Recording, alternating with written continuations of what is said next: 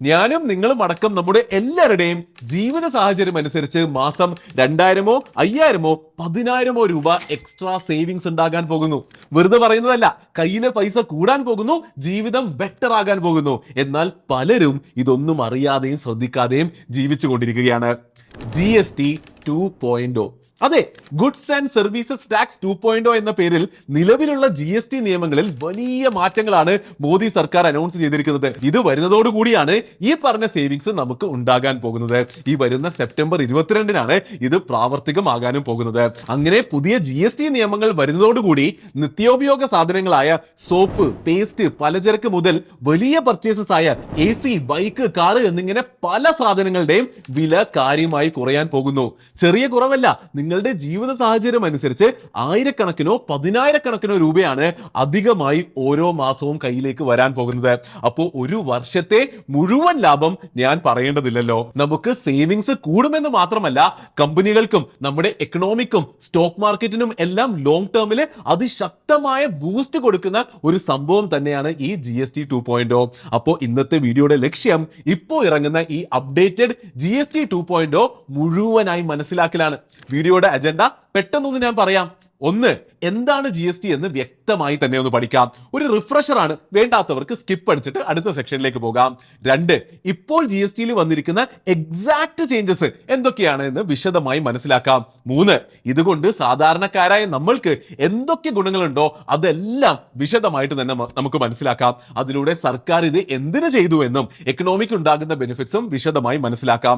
അങ്ങനെ അവസാനം സ്റ്റോക്ക് മാർക്കറ്റിനെയും അതിലുള്ള കമ്പനികളെയും എങ്ങനെയാണ് ഈ പുതിയ മാറ്റങ്ങൾ അഫക്ട് ചെയ്യുക എന്ന് കൂടി പഠിച്ചിട്ട് നമുക്ക് കൺക്ലൂഡ് ചെയ്യാം. ഈ വീഡിയോ കണ്ടു തീർക്കുന്നതോടെ നിങ്ങൾക്ക് ഈ ടോപ്പിക് അതിശക്തമായി മനസ്സിലാക്കാൻ പറ്റുമെന്ന് ഞാൻ വിശ്വസിക്കുന്നു. എനിക്കും നിങ്ങൾക്കും നാട്ടിലുള്ള ഓരോ വ്യക്തിക്കും ഇത് ബാധകമായതുകൊണ്ട് തന്നെ എല്ലാവർക്കും മാക്സിമം ഷെയർ ചെയ്ത് എത്തിച്ചു കൊടുക്കുക.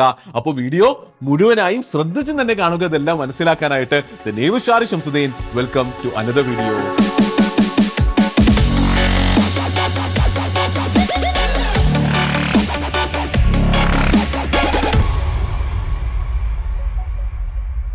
അപ്പോൾ ഇപ്പൊ വന്ന പുതിയ GST മാറ്റങ്ങൾ മനസ്സിലാക്കാൻ ആദ്യം GST തന്നെ എന്താണെന്നും ഇന്ത്യയിൽ ഇതിനെ എന്തിനാണ് കൊണ്ടുവന്നത് എന്നും പെട്ടെന്നൊന്ന് മനസ്സിലാക്കാം. നേരത്തെ പറഞ്ഞതുപോലെ ഇത് അറിയാവുന്നവർക്ക് ഇത് സ്കിപ്പ് ചെയ്ത് നെക്സ്റ്റ് സെക്ഷനിലേക്ക് പോകാവുന്നതാണ്.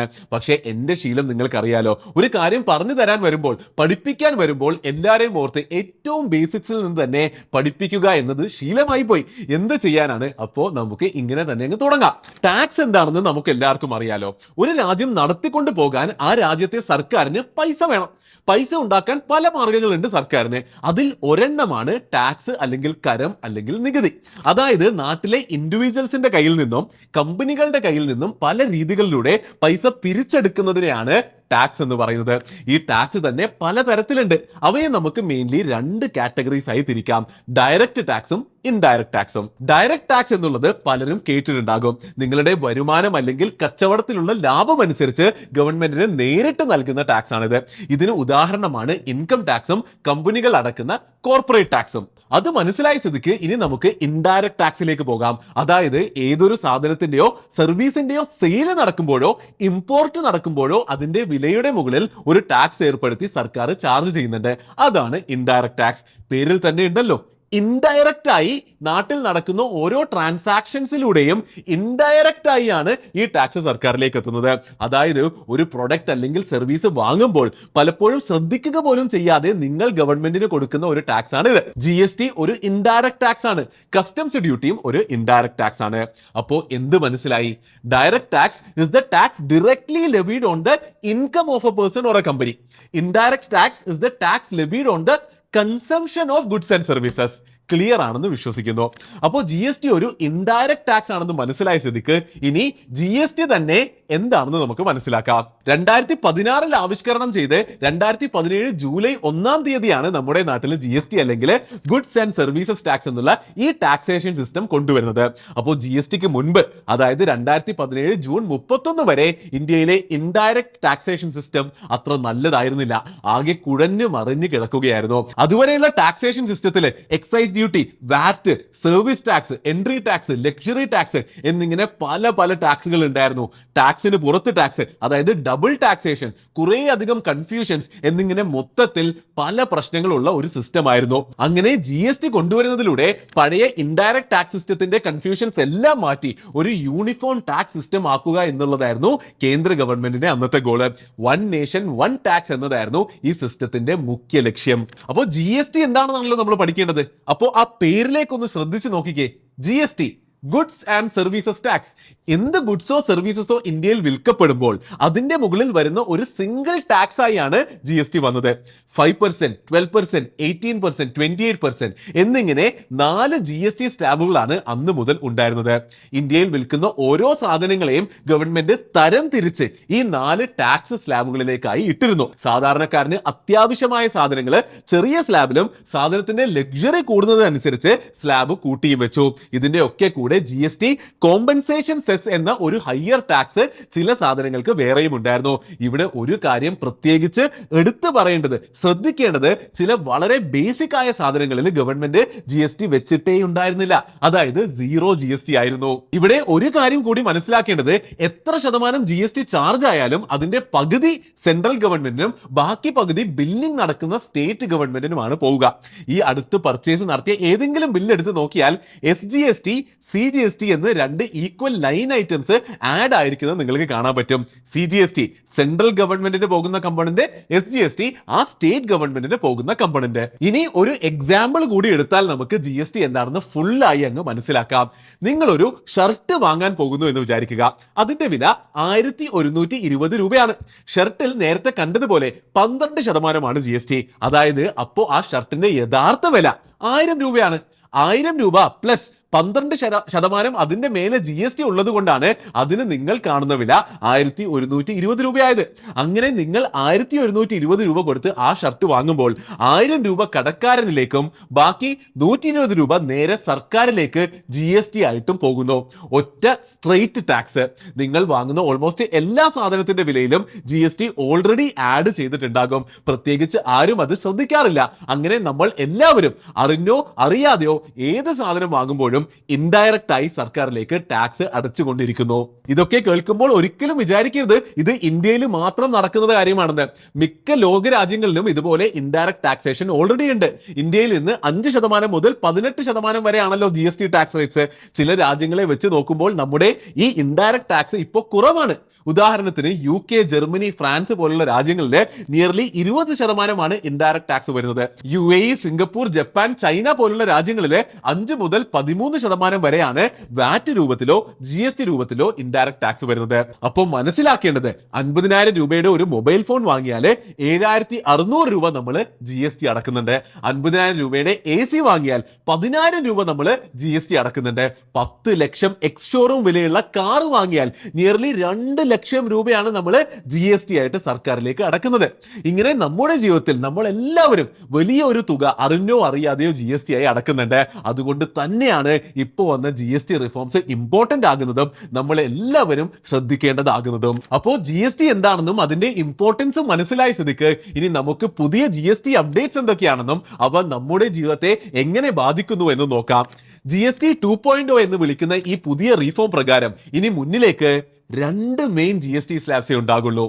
5%ഉം 18%ഉം. അതായത് മുൻപുണ്ടായിരുന്ന 4 സ്ലാബ്സ് ഇപ്പോൾ കുറഞ്ഞ് വെറും 2 ആയി മാറിയിരിക്കുന്നു. അതായത് 28% പല ഐറ്റംസിനെയും 18% കൊണ്ടുവന്നിരിക്കുന്നു. 18% ഉള്ളവരെ 5%ലേക്കും പിന്നെയും ചില സാധനങ്ങളെ 0 ടാക്സിലേക്ക് പോലും കൊണ്ടുവന്നിരിക്കുന്നു എന്നുള്ളതാണ് ഈ റീഫോമിന്റെ ഹൈലൈറ്റ്. ഇതിന്റെ എല്ലാം കൂടെ 40% എന്ന പുതിയൊരു ലിമിറ്റഡ് കാറ്റഗറി കൂടി ഇൻട്രൊഡ്യൂസ് ചെയ്തിട്ടുണ്ട്. സിഗരറ്റ്സ്, ലക്ഷറി കാർസ്, കോള പോലത്തെ ഹൈ ഷുഗർ ഡ്രിങ്ക്സ് എന്നിങ്ങനെയുള്ള വളരെ ചുരുക്കം ലക്ഷറി ആൻഡ് സിൻ ഗുഡ്സ് ആണ് ഈ കാറ്റഗറിയിൽ വരുന്നത്. ഈ റീഫോംസും ചേഞ്ചസും ഈ വരുന്ന സെപ്റ്റംബർ 22 മുതലാണ് എഫക്റ്റിൽ വരാൻ പോകുന്നത്. ഒരു ദിവാലി ഗിഫ്റ്റ് ആയിട്ടാണ് ഗവൺമെന്റ് രാജ്യത്തിന് ഇത് സമർപ്പിക്കുന്നത്. എന്തായാലും ഇത്രയും പഠിച്ചത് വെച്ചിട്ട് പല സാധനങ്ങളുടെയും GST കുറയുന്നു എന്ന് കേൾക്കുമ്പോൾ അത് സാധനങ്ങളുടെ വില കുറക്കുമെന്നും നിങ്ങളുടെ ചിലവുകൾ കുറക്കുമെന്നും പൈസ ലാഭിക്കാൻ ഹെൽപ്പ് ചെയ്യുമെന്നും മനസ്സിലായല്ലോ. യെസ്, അതാണ് ഈ GST റീഫോംസിനെ അത്ര അധികം ഇമ്പോർട്ടന്റ് ആക്കുന്നത്, മുന്നിലേക്ക് ഫുൾ വിശദമായി പറഞ്ഞു തരാം. അതിനുവേണ്ടി നമുക്ക് GSTയിൽ വന്നിട്ടുള്ള ഭേദഗതികൾ എക്സാക്ട്ലി എന്തൊക്കെയാണെന്നുള്ളത് പെട്ടെന്നൊന്ന് പഠിക്കാം. പലർക്കും പല സാധനങ്ങളായിരിക്കും ഈ ലിസ്റ്റിൽ ഇൻട്രസ്റ്റിംഗ് ആയി തോന്നുന്നത്. സോ നമുക്ക് ലൈൻ ബൈ ലൈൻ ആയിട്ട് നോക്കാം. വിശദമായി മനസ്സിലാക്കേണ്ട എന്നുള്ളവർക്ക് അടുത്ത സെക്ഷനിലേക്ക് സ്കിപ്പ് ചെയ്തു പോകാം. എല്ലാ അപ്ഡേറ്റ്സിനെയും ഞാൻ എന്റെ അഭിപ്രായത്തിലുള്ള ഇമ്പോർട്ടൻസ് അനുസരിച്ചാണ് ഓർഡർ ചെയ്തിട്ടുള്ളത്. നമുക്ക് പെട്ടെന്നൊന്ന് നോക്കാം. ഇപ്പോൾ സ്ക്രീനിൽ കാണുന്ന പോലെ ഏറ്റവും ആദ്യത്തത് food and daily use household items എന്ന് ഞാൻ വിളിക്കുന്ന കാറ്റഗറിയാണ്. വീട്ടിലേക്ക് ആവശ്യമുള്ള ഇമ്പോർട്ടൻറ്റ് സാധനങ്ങൾ. ഇവിടെ കാണുന്നത് പോലെ കാര്യമായ GST റിഡക്ഷൻ ഇവിടെ വന്നിട്ടുണ്ട്. ഇവിടെ മേജറായി paneer, soap, shampoo, coffee, chocolate എന്നിങ്ങനെ പല സാധനങ്ങൾക്കും GST സീറോയിലേക്ക് പോലും എത്തിച്ചിട്ടുണ്ട്.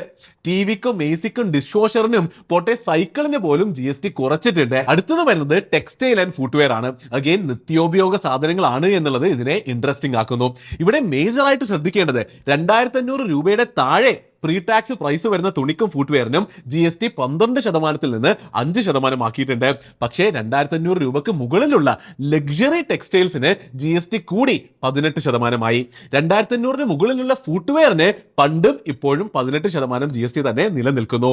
അപ്പോ ഒരു സുഡിയോയിലൊക്കെ പോയി 5000 രൂപക്ക് മുകളിൽ നിങ്ങൾ പർച്ചേസ് ചെയ്തിട്ടുണ്ട് എങ്കിൽ നേരെ ഒരു 300 മുതൽ 400 രൂപയുടെ ലാഭമൊക്കെ ഇനി കിട്ടും. അടുത്തത് മെഡിക്കൽ സെക്ടർ ആണ്. എനിക്ക് പേഴ്സണലി വളരെ ഇഷ്ടപ്പെട്ടു ഈ ഒരു മൂവ്. എത്രയോ ആൾക്കാർക്ക് മേജർ ബെനിഫിറ്റ്സ് ആണ് ഇതിലൂടെ കിട്ടാൻ പോകുന്നത്. ഇവിടെ 33 ജീവൻ രക്ഷാ മരുന്നുകൾക്ക് ഇനി മുതൽ 0% ആണ് GST വരിക.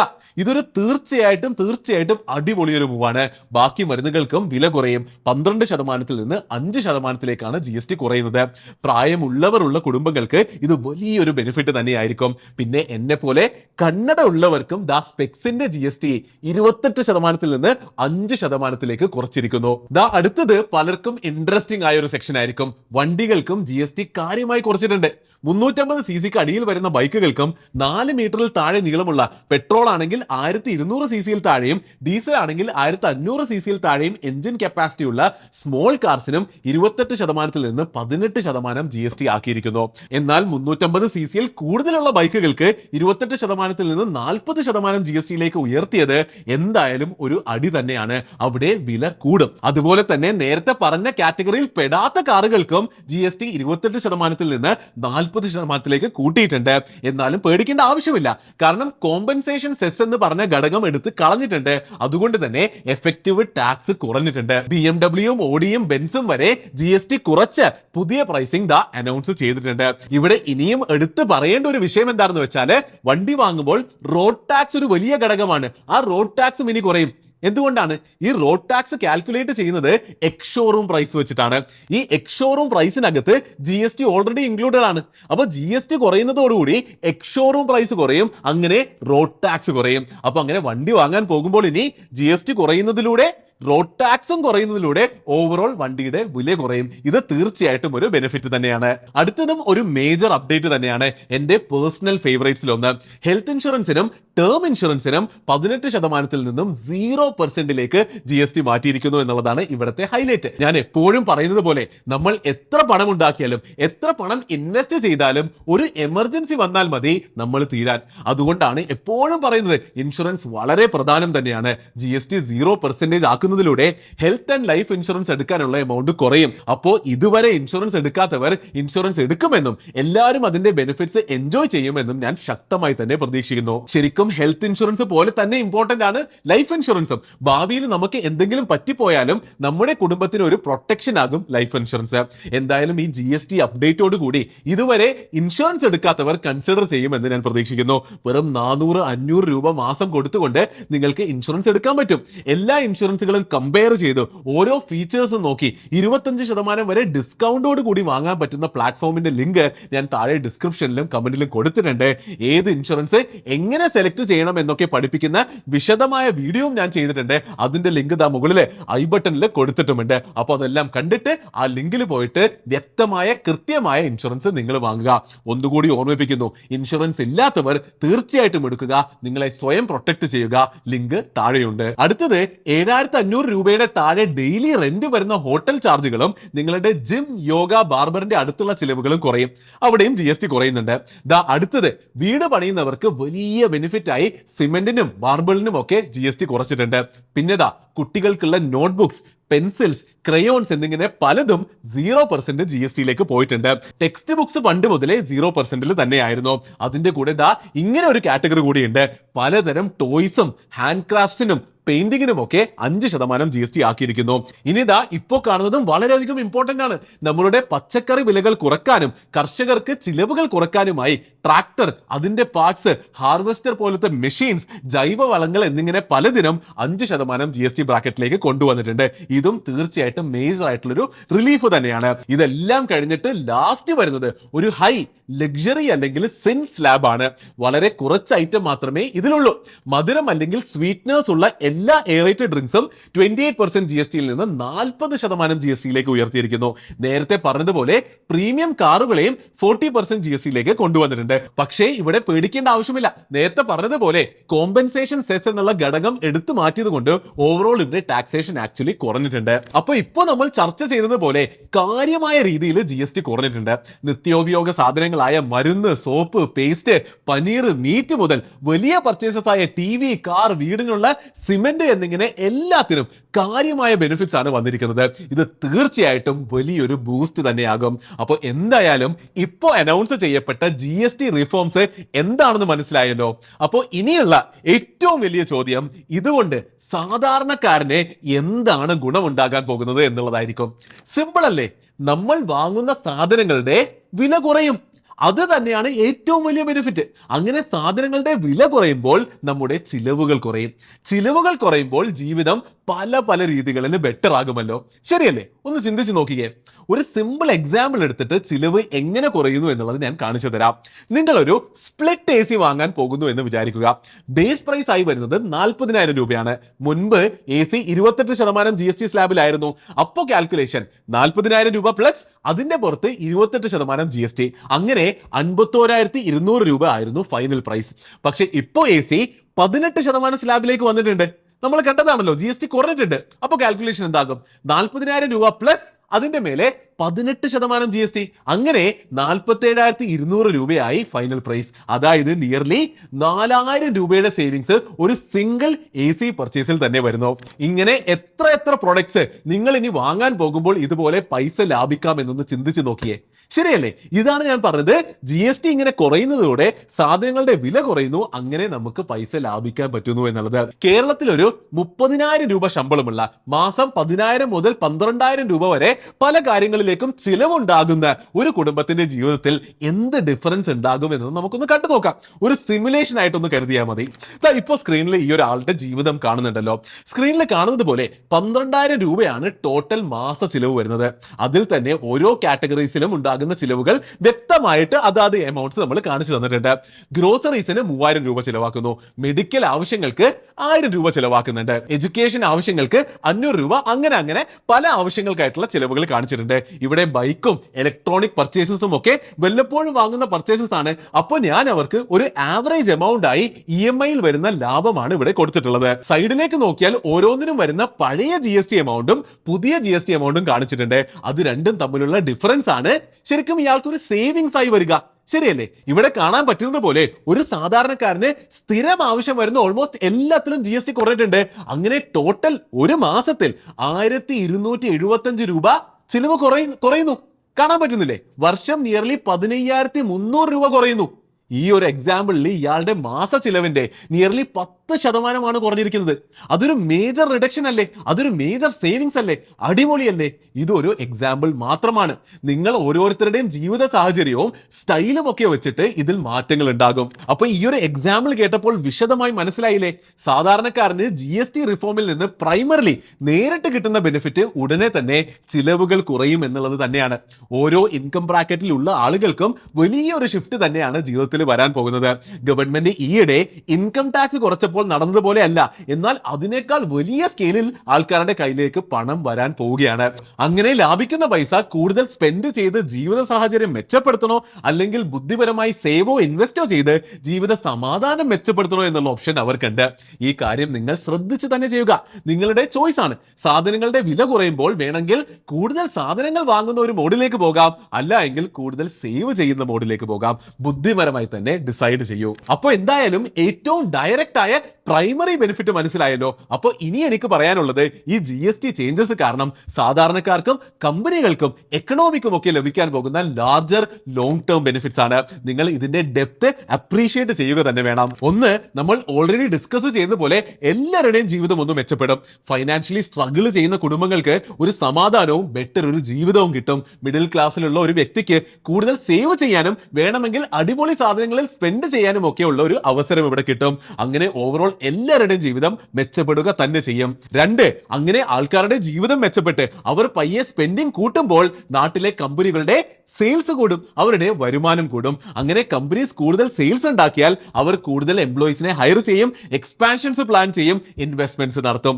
അങ്ങനെ കൂടുതൽ ഓപ്പർച്യൂണിറ്റീസ് നമ്മുടെ നാട്ടിൽ വരും, ജോലികൾ വരും, പുതിയ ബിസിനസ് സാധ്യതകൾ വരും. മൂന്ന്, അങ്ങനെ നാട്ടിലെ കമ്പനികളും എക്കണോമിയും വളരുന്നത് കാണുമ്പോൾ പുറം രാജ്യങ്ങളിൽ നിന്നും അല്ലാതെയുമുള്ള ഫണ്ടിങ് അഥവാ ഇൻവെസ്റ്റ്മെന്റ്സ് കൂടും. അതും ഇവിടുത്തെ ജോലി ബിസിനസ് സാധ്യതകളെ പോസിറ്റീവായി തന്നെയാണ് ഇമ്പാക്ട് ചെയ്യുക. നാല്, ഇതൊക്കെ സംഭവിക്കുമ്പോൾ സർക്കാരിലേക്കും കൂടുതൽ പൈസ എത്തും. അങ്ങനെ സർക്കാരും കൂടുതൽ സ്പെൻഡ് ചെയ്ത് നമ്മുടെ നാടും പബ്ലിക് ഇൻഫ്രാസ്ട്രക്ചറും ഗവൺമെന്റ് സർവീസസും എല്ലാം തന്നെ മെച്ചപ്പെടും. അതായത് നമ്മൾ പണ്ടും പഠിച്ചിട്ടുള്ളത് പോലെ എക്കണോമി എന്ന ചക്രം അതിശക്തമായി തന്നെ ചലിക്കാൻ തുടങ്ങും. എക്കണോമിയിലൂടെ കൂടുതൽ പണം ഒഴുകുന്നതിന്റെ എല്ലാ ബെനിഫിറ്റ്സും നാടിനും നാട്ടുകാർക്കും കിട്ടാൻ തുടങ്ങും. അപ്പോൾ എന്തായാലും GST 2.0 എന്ന ഇപ്പോ വരുന്ന ഈ GST റിഫോംസിന്റെ പവർ മനസ്സിലായില്ലേ? നമ്മൾ പഠിച്ചതുപോലെ വലിയ ഇമ്പാക്ട് ഇതിന് ഉണ്ടാക്കാൻ സാധിക്കും. സാധാരണക്കാരന്റെ ജീവിതം മെച്ചപ്പെടുത്തുന്നതിലൂടെ കൺസപ്ഷൻ കൂട്ടി, അങ്ങനെ കമ്പനികളെ വളർത്തി, ഇൻവെസ്റ്റ്മെന്റ്സ് കൂട്ടി, എക്കണോമി തന്നെ മുഴുവൻ ബൂസ്റ്റ് ചെയ്യാനുള്ള ഒരു മാസ്റ്റർ പ്ലാൻ ആണ് ശരിക്കും ഇത്. അപ്പൊ ഇത്രയും മനസ്സിലായ സ്ഥിതിക്ക് ഇനി ഈ GST റിഫോംസ് സ്റ്റോക്ക് മാർക്കറ്റിൽ ഉണ്ടാക്കുന്ന ഇമ്പാക്ട് കൂടി മനസ്സിലാക്കിയിട്ട് നമുക്ക് വീഡിയോ നിർത്താം. ഇതുവരെ കേട്ടത് വെച്ചിട്ട് നിങ്ങൾക്ക് തന്നെ ഈസിലി ആൻസർ പറയാൻ പറ്റേണ്ടതാണ്, ശരിയല്ലേ? ലോങ് ടേമിൽ ഈ ചേഞ്ചസ് എന്തായാലും കൺസംഷൻ കൂട്ടാനും കമ്പനികളുടെ റവന്യൂ കൂട്ടാനും ഓവറോൾ എക്കണോമിയെ ബെറ്റർ ആക്കാനും സഹായിക്കും. സ്റ്റോക്ക് മാർക്കറ്റിന്റെ പെർഫോമൻസ് എക്കണോമിയുമായി ലിങ്ക് ആയതുകൊണ്ട് എക്കണോമിക്ക് പോസിറ്റീവായ കാര്യം തീർച്ചയായും സ്റ്റോക്ക് മാർക്കറ്റിനും പോസിറ്റീവ് തന്നെയാണ്. ലോങ് ടേമിൽ ഇന്ത്യ കിടിലമാകും. ഇന്ത്യൻ എക്കണോമിയിലും ഇന്ത്യൻ കമ്പനീസിലുമുള്ള വിശ്വാസം കൊണ്ടാണല്ലോ നമ്മൾ എല്ലാവരും തന്നെ ഇന്ത്യൻ സ്റ്റോക്ക് മാർക്കറ്റിൽ ഇൻവെസ്റ്റ് ചെയ്യുന്നത്. ആ വിശ്വാസം കുറച്ചുകൂടി സ്ട്രോങ് ആക്കലാണ് ശരിക്കും ഈ ഒരു GST റിഫോം ചെയ്തിരിക്കുന്നത്. അപ്പോൾ എന്തായാലും ലോങ് ടേം സ്റ്റോക്ക് മാർക്കറ്റ് ഇൻവെസ്റ്റേഴ്സിന് ഹാപ്പി ആകാനുള്ള ഒരു റിഫോം തന്നെയാണ് ഇത്. ഫണ്ടമെന്റലി ആലോചിച്ചാലും ശരിയല്ലേ? നാട് നന്നാകുമ്പോൾ, സെയിൽസ് കൂടുമ്പോൾ അറ്റ് എ ഫണ്ടമെന്റൽ ലെവൽ തന്നെ കമ്പനികളുടെ പെർഫോമൻസ് ബെറ്റർ ആകില്ലേ? അപ്പോൾ അവരുടെ സ്റ്റോക്ക് പ്രൈസസും വളരാൻ സാധ്യതയില്ലേ? അങ്ങനെ ഇൻഡിവിജ്വൽ കമ്പനീസും ഓവറോൾ മാർക്കറ്റും നന്നായി പെർഫോം ചെയ്യുമ്പോൾ മാർക്കറ്റിലേക്കുള്ള ഫോറിൻ ഇൻവെസ്റ്റ്മെന്റ്സ് കൂടാനും സാധ്യതയുണ്ട്. അതും മാർക്കറ്റിന് നല്ലത് തന്നെയാണ്. ഇതൊക്കെയാണ് സ്റ്റോക്ക് മാർക്കറ്റ് ഇൻവെസ്റ്റേഴ്സ് അറിഞ്ഞിരിക്കേണ്ടത്. അപ്പോൾ പറഞ്ഞു വരുന്നത് സ്റ്റോക്ക് മാർക്കറ്റ് ഇൻവെസ്റ്റേഴ്സിന് എന്തായാലും ഇത് നല്ലത് തന്നെയാണ് എന്നുള്ളതാണ്. അപ്പോൾ അടുത്ത ചോദ്യം, ഓവറോൾ നല്ലതാണ് എന്ന് പറയുമ്പോൾ സ്പെസിഫിക്കലി ബെനിഫിറ്റ്സ് കിട്ടാൻ പോകുന്ന സെക്ടേഴ്സും സ്റ്റോക്സും ഉണ്ടോ എന്നുള്ളതല്ലേ? പറഞ്ഞു തരാം. ആദ്യം തന്നെ ബെനിഫിറ്റ്സ് വരുന്ന സെക്ടേഴ്സ് ഏതൊക്കെയാണെന്ന് നമുക്ക് നോക്കാം. നമ്മൾ മുകളിൽ ഡിസ്കസ് ചെയ്ത GST അപ്ഡേറ്റ് വരുന്ന ഓരോ സെക്ടറിനും കാര്യമായ വളർച്ചയ്ക്ക് സാധ്യതയുണ്ട് എന്നുള്ളതല്ലേ സത്യം. അപ്പോൾ അവ എല്ലാം തന്നെ നോക്കി വെക്കുക. എനിക്ക് പേഴ്സണലി ഇൻട്രസ്റ്റ് തോന്നിയ കുറച്ച് സെക്ടേഴ്സും സ്റ്റോക്സും ഞാൻ ഇവിടെ ഡിസ്കസ് ചെയ്യാം. യാതൊരു രീതിയിലും ഇത് ഇൻവെസ്റ്റ്മെന്റ് അഡ്വൈസ് അല്ല, അത് ഓർത്തുകൊണ്ട് തന്നെ ഈ സെക്ഷൻ കാണുക.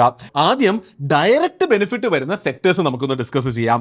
സിമെന്റ്, ഇൻഷുറൻസ്, FMCG, AC പോലത്തെ electronic goods, automobile including tractors, ഈ സെക്ടേഴ്സിനൊക്കെ ഒരു ബൂസ്റ്റഡ് ഗ്രോത്തിനുള്ള സ്കോപ്പ് ഞാൻ കാണുന്നുണ്ട്. ഇവിടെ നോക്കേണ്ട സ്റ്റോക്സിന്റെ ഒരു ചെറിയ ലിസ്റ്റ് ഞാൻ പറയാം. Amber, L&T, Mahindra and Mahindra, ACC limited, Ramco cements, Voltas, HUL, Dabur, Colgate എന്നിവയാണ്. ശരിക്കും പറഞ്ഞാൽ ഇനിയും കുറെ അധികം സ്റ്റോക്സ് ഉണ്ട്. എന്നാൽ ഈ പറഞ്ഞ സെക്ടേഴ്സ് കാര്യമായി തന്നെ പഠിക്കുക. ഇതൊക്കെ ഈ GST റീഫോം കാരണം ഡയറക്റ്റ് ബെനിഫിറ്റ് കിട്ടുന്ന സെക്ടേഴ്സ് ആണ്. ഇനി ചില സെക്ടേഴ്സിന് ഇൻഡയറക്റ്റ് ബെനിഫിറ്റ്സ് കിട്ടും. അതെന്താ സംഭവം എന്ന് ഞാൻ പറഞ്ഞു തരാം. പലരും ഇതൊന്നും ശ്രദ്ധിക്കാതെയാണ് പോകുന്നത്. ഫോർ എക്സാമ്പിൾ, സിമന്റ് വാങ്ങുന്നത് എപ്പോഴാ? ഒരു കൺസ്ട്രക്ഷൻ പ്രൊജക്ട് വരുമ്പോഴാണ് അല്ലേ? അപ്പോൾ സിമെന്റിന്റെ വില കുറഞ്ഞാൽ ലാർജ് സ്കെയിലിൽ കൺസ്ട്രക്ഷൻ നടത്തുന്ന പല കമ്പനികൾക്കും ചിലവ് കുറയും, അവരുടെ മാർജിൻസ് കൂടും. അപ്പോൾ അങ്ങനെയുള്ള കമ്പനികൾ നോക്കാലോ. അപ്പോൾ ശരിക്കും ഇൻഡയറക്ട്ലി ഈ GST റിഫോം വെച്ചിട്ട് കൺസ്ട്രക്ഷൻ സെക്ടറിനും ബെനിഫിറ്റ് ഉണ്ടാകും. ഇവിടെ നോക്കേണ്ട സ്റ്റോക്സ് DLF, ഗോദ്രേജ് പ്രോപ്പർട്ടീസ്, ശോഭ, പ്രസ്റ്റീജ് എന്നിവയൊക്കെയാണ്. അതുപോലെ തന്നെ FMCG സെക്ടർ നോക്കുമ്പോൾ ആ ഒരു സെക്ടർ നന്നാകുമ്പോൾ അവിടെ ഇൻഡയറക്റ്റ് ബെനിഫിറ്റ് കിട്ടുന്ന സെക്ടർ സൂപ്പർ മാർക്കറ്റും റീറ്റെയിൽ ചെയിൻസും ഒക്കെയാണ്. Trend, Reliance, DMart, Aditya Birla fashion എന്നുള്ള കമ്പനികൾ ഇവിടെ നമുക്ക് നോക്കി വെക്കാവുന്നതാണ്. പിന്നെ വളരെയധികം ഇമ്പോർട്ടന്റ് ആയിട്ട് ഇൻഡയറക്റ്റ് ബെനിഫിറ്റ്സ് കിട്ടാൻ പോകുന്ന സെക്ടർ അത് ബാങ്കിങ് ആൻഡ് ഫൈനാൻസ് തന്നെയാണ്. നാട് വളരും എന്ന് പറയുമ്പോൾ ഈ കമ്പനികളായിരിക്കും ശരിക്കും അതിനെ സഹായിക്കുന്ന backbone of the economy. Electronic goods വാങ്ങാൻ പോകുമ്പോൾ ലോൺ തരുന്ന, വെഹിക്കിൾ ഫൈനാൻസിംഗിൽ ഫോക്കസ് ചെയ്യുന്ന, ഹൗസിംഗ് ഫൈനാൻസിൽ ഫോക്കസ് ചെയ്യുന്ന NBFCs പ്രത്യേക ശ്രദ്ധ കൊടുത്ത് പഠിക്കുക. Bajaj finance, Sundaram finance, Cholamandalam, LIC housing, PNB housing finance, ഈ കമ്പനികളെ പ്രത്യേകിച്ച് നോക്കി വെക്കാവുന്നതാണ്. സാധാരണ ബാങ്ക്സും NBFCസിലെയും ജെംസിനെയും നോക്കി വെക്കുക. ഇതൊക്കെ കുറച്ച് മെയിൻ സെക്ടേഴ്സും സ്റ്റോക്സും ഞാൻ എടുത്തു പറഞ്ഞു എന്ന് മാത്രം. ഇതിലൊന്നും കാര്യങ്ങൾ തീരുന്നില്ല. Hotel sales, agriculture, automobile parts, medical field എന്നിങ്ങനെ കുറേ അധികം സെക്ടേഴ്സിനും ബെനിഫിറ്റ്സ് കിട്ടും. അപ്പോൾ നിങ്ങൾ ഇൻവെസ്റ്റ് ചെയ്യുന്നതിന് മുന്നേ നല്ലോണം പഠിച്ച് ഇൻഫോംഡ് ആയിട്ടുള്ള ഡിസിഷൻസ് മാത്രം എടുക്കുക. എപ്പോഴും പറയുന്നത് പോലെ പല സെക്ടേഴ്സിൽ നിന്ന് പല നല്ല സ്റ്റോക്കുകൾ കണ്ടെത്തി ഒരു ഡൈവേഴ്സിഫൈഡ് പോർട്ട്ഫോളിയോ തന്നെ നിങ്ങൾ ബിൽഡ് ചെയ്യുക. ഇനി നിങ്ങളൊരു മ്യൂച്വൽ ഫണ്ട് ഇൻവെസ്റ്റർ ആണ് എങ്കിൽ മോസ്റ്റ്ലി നിങ്ങളുടെ ഫണ്ട് മാനേജർ തന്നെ നിങ്ങൾക്ക് വേണ്ടി ഈ പണികളെല്ലാം തന്നെ ചെയ്യുന്നതായിരിക്കും. നിങ്ങൾ ടെൻഷൻ അടിക്കേണ്ട ആവശ്യമില്ല. അപ്പോൾ ഒന്ന് ഓർമ്മിപ്പിക്കുന്നു, നിങ്ങളൊരു സ്റ്റോക്ക് മാർക്കറ്റ് ഇൻവെസ്റ്റർ ആണെങ്കിൽ ഹാപ്പിയായി സ്റ്റേ ഇൻവെസ്റ്റഡ്. ശക്തമായി തന്നെ ഇൻവെസ്റ്റ്മെന്റുകൾ കൂട്ടുന്നത് കൺസിഡർ ചെയ്യുകയും ചെയ്യാം. ഇനി നിങ്ങൾ ഇതുവരെ സ്റ്റോക്ക് മാർക്കറ്റിൽ ഇൻവെസ്റ്റ് ചെയ്യാൻ തുടങ്ങിയിട്ടില്ല എങ്കിൽ ഇതൊരു മോട്ടിവേഷൻ ആകട്ടെ. തീർച്ചയായും ലോങ് ടേമിലേക്കുള്ള ഇൻവെസ്റ്റ്മെന്റുകൾക്കായി സ്റ്റോക്ക് മാർക്കറ്റ് തന്നെ സെലക്ട് ചെയ്യൂ. അപ്പോൾ അങ്ങനെ നമ്മൾ ഇപ്പോൾ ഇറങ്ങാൻ പോകുന്ന GST റിഫോമിനെ പറ്റി മുഴുവനായി തന്നെ പഠിച്ചു. ശരിയാണല്ലോ, എല്ലാം മനസ്സിലായല്ലോ. എന്നെ പോലെ നിങ്ങളും ഫുള്ളി ചാർജ്ഡ് ആയി എന്നും എക്സൈറ്റഡ് ആയി എന്നും ഞാൻ പ്രതീക്ഷിക്കുന്നു. ഇതറിയാത്ത പലരും നമ്മുടെ ചുറ്റുമുണ്ട്. ഷെയർ ചെയ്ത് തീർച്ചയായിട്ടും എല്ലാവരിലേക്കും എത്തിച്ചു കൊടുക്കും. എനിക്കറിയാം നിങ്ങൾ ഇപ്പോൾ ചിന്തിക്കുന്ന ഒരു വിഷയം ഉണ്ടാകും. ഈ വീഡിയോയിൽ നമ്മൾ പറഞ്ഞതെല്ലാം ഈ GST റിഫോംസിന്റെ നല്ല കാര്യങ്ങൾ മാത്രമാണ്. എനിക്കറിയാം, ഏതൊരു പോളിസി വരുമ്പോഴും എന്തൊരു കാര്യം നടക്കുമ്പോഴും അതിന് രണ്ട് വശങ്ങളുണ്ടാകും. അതുപോലെ തന്നെ ഇതിനും രണ്ട് വശങ്ങളുണ്ട്. ഈ ഒരു GST റിഫോമിനും നല്ല കാര്യങ്ങളുമുണ്ട്, കുറച്ച് മോശം കാര്യങ്ങളുമുണ്ട്. എന്നാൽ നല്ല കാര്യങ്ങളാണ് കൂടുതലായിട്ട് എനിക്ക് തോന്നിയത്. അതുകൊണ്ട് തന്നെയാണ് വിശദമായിട്ട് എല്ലാ നല്ല കാര്യങ്ങളും അറിഞ്ഞിരിക്കേണ്ട കാര്യങ്ങളും പറഞ്ഞിട്ടുള്ളത്. എന്നാലും പറയാനായിട്ടെല്ലാം പറയണമല്ലോ. അതുകൊണ്ട് തന്നെ മുഴച്ചു നിൽക്കുന്ന, എല്ലാവരും ഡിസ്കസ് ചെയ്യുന്ന മോശം കാര്യങ്ങളും പെട്ടെന്നൊന്ന് ഡിസ്കസ് ചെയ്യാം. ഒന്ന്, ഇങ്ങനെ കാര്യമായി GST കുറയുമ്പോൾ അത് ഷോർട്ട് ടേമിൽ കേന്ദ്രത്തിനും സ്റ്റേറ്റുകൾക്കും റവന്യൂ ലോസ് ഉണ്ടാക്കും. അത് അത്ര നല്ല കാര്യമല്ല. ഓൾസോ GSTയുടെ പകുതി സ്റ്റേറ്റിനാണ് വരിക. പൈസ ഉള്ള സംസ്ഥാനങ്ങൾക്ക് ഇത് വലിയൊരു പ്രശ്നമാകില്ല. കേന്ദ്രത്തിനും പിടിച്ചു നിൽക്കാനുള്ള സ്കോപ്പ് ഉണ്ട്. പക്ഷേ കേരളം, പഞ്ചാബ് ഒക്കെ പോലെ ഓൾറെഡി ബുദ്ധിമുട്ടിൽ നിൽക്കുന്ന സംസ്ഥാനങ്ങൾക്ക് ഇത് വലിയൊരു തിരിച്ചടി ആയേക്കാം. ഇത് തീർച്ചയായിട്ടും ഡിസ്കസ് ചെയ്യപ്പെടുന്ന ഒരു ഡിസഡ്വാൻറ്റേജ് ആണ്. രണ്ട്, കോംപ്ലയൻസ് ട്രാൻസിഷൻ എന്ന് പറയുന്നത് സമയവും പൈസയും ചിലവുള്ള ഒരു പരിപാടിയാണ്. എത്രയോ ഐറ്റംസ് ഓൾറെഡി പാക്കേജ്ഡ് ആയി വിൽപ്പനയിൽ എത്തിയിരിക്കുന്നു. അതിന്റെ പ്രൈസസ് ഒക്കെ പ്രിന്റ് ആയിട്ടിരിക്കുന്നു. അതിന്റെയൊക്കെ GST ഇനി അപ്ഡേറ്റ് ചെയ്യുക എന്നുള്ളത്, സിസ്റ്റത്തിൽ ചേഞ്ചസ് കൊണ്ടുവരിക എന്നുള്ളത് പാടുള്ള പണി തന്നെയാണ്. പക്ഷേ സാരമില്ല, നല്ലതിനല്ലേ എന്നോർത്ത് തൽക്കാലം ഒന്ന് നമുക്ക് സമാധാനിക്കാം. മൂന്ന്, സർവീസസ് സെക്ടറിനും ടെലികോമിനും ഒക്കെയുള്ള 18% GST അങ്ങനെ തന്നെ കണ്ടിന്യൂ ചെയ്യുന്നു. അവിടെയും കുറച്ച് റിലീഫ് പലരും ആഗ്രഹിച്ചു, പക്ഷേ ഒന്നും തന്നെ ഉണ്ടായില്ല. 4, GST കുറയുമ്പോൾ കമ്പനികൾ ലാഭം പോക്കറ്റിലേക്ക് ഇടില്ല എന്ന് ഇവിടെ ഒരു ഗ്യാരണ്ടിയും ഇല്ല. അവർ ബെനിഫിറ്റ്സ് പാസ് ഓൺ ചെയ്തില്ല എങ്കിൽ ഈ പോളിസി ചേഞ്ചസിന്റെ ട്രൂ പർപ്പസ് മീറ്റ് ആവാതെ വന്നേക്കാം. പക്ഷേ ഇങ്ങനെ ഒരു പേടി ഇപ്പോൾ കാര്യമായി തോന്നുന്നില്ല. മേജർ കമ്പനീസ് എല്ലാം തന്നെ ഓൾറെഡി GST ബെനിഫിറ്റ്സ് കസ്റ്റമേഴ്സിന് പാസ് ഓൺ ചെയ്യുമെന്നും അവരുടെ സാധനങ്ങളുടെ വില കുറക്കുമെന്നും ഓൾറെഡി അനൗൺസ് ചെയ്തിട്ടുണ്ട്. 5, പുതിയ കുറഞ്ഞ സ്ലാബ്സിലേക്ക് ഉൾപ്പെടുത്തിയ പ്രൊഡക്ട്സിന്റെ അറൗണ്ടും ചില ചർച്ചകൾ നടക്കുന്നുണ്ട്. അതായത് കുറച്ചുകൂടി പ്രൊഡക്ട്സിനെ ആഡ് ചെയ്യാമായിരുന്നില്ലേ, കുറച്ചും കൂടി ചെറിയ GST സ്ലാബിലേക്ക് മാറ്റാമായിരുന്നില്ലേ, ചില പ്രൊഡക്ട്സിന് കൂടി GST കുറക്കാമായിരുന്നില്ലേ എന്നൊക്കെ പല ചർച്ചകൾ നടക്കുന്നുണ്ട്. ഇങ്ങനെയൊക്കെ നെഗറ്റീവ്സും നിലനിൽക്കുന്നുണ്ടെങ്കിലും ഓവറോൾ പോസിറ്റീവായി തന്നെയാണ് നാട്ടുകാരും കമ്പനികളും ഒക്കെ ഈ GST 2.0 എന്നുള്ള ഈ ഒരു റിഫോമിനെ കാണുന്നത്. അപ്പോൾ ഒരു കാര്യം കൂടി ഓർമ്മിപ്പിച്ചിട്ട് വീഡിയോ നിർത്താം. നമ്മൾ വീഡിയോ തുടങ്ങിയപ്പോൾ പറഞ്ഞതുപോലെ ഇത് ഗവൺമെന്റ് നമുക്ക് ഫ്രീ ആയി പൈസ തരുന്നത് പോലെ തന്നെയാണ്. അവർ ആഗ്രഹിക്കുന്നത് നിങ്ങൾ കൂടുതൽ സ്പെൻഡ് ചെയ്യുമെന്നാണ്.